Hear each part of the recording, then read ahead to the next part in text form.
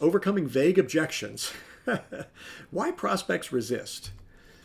Why do people resist? I mean, there are lots of reasons. I mean, maybe if you took a psychology degree in college, you'd learn some of these reasons. But the first thing I would give you as advice is you have to acknowledge the resistance. Don't ignore it. Okay.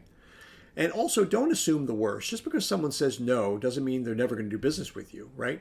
It may just be a function of they're looking over the precipice of getting outside their comfort zone, right? You're in your comfort zone. You're all snug and warm in your tech bubble of bits, bytes, and blinking lights.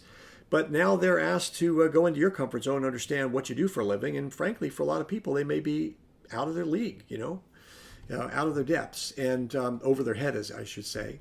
There's fear. I mean, sometimes people may fear that they don't have the ability to make the decision.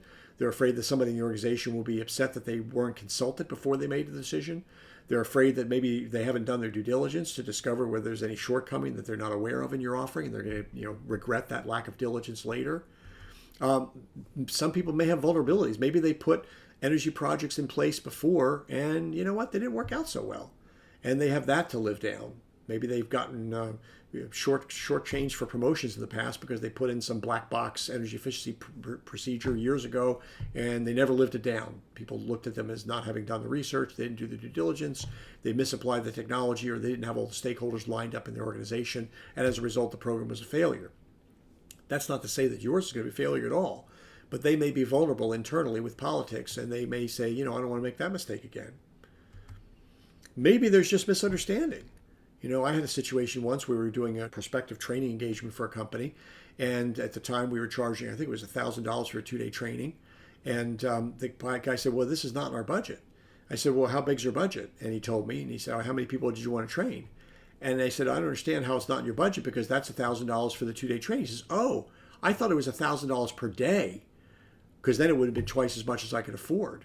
No. So we wound up doing the training assignment and many, many more after that. It was just a matter of just unpeeling the onion and saying, okay, what do you think we're talking about here? Because it's possible that, you don't really understand what's going on here. And as a result, you're objecting to something that's absolutely wrong.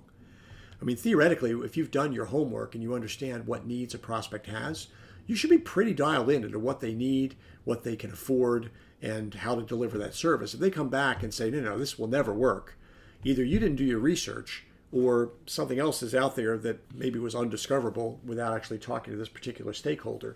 But the bottom line is, don't automatically assume when someone says no or not yet, it means never.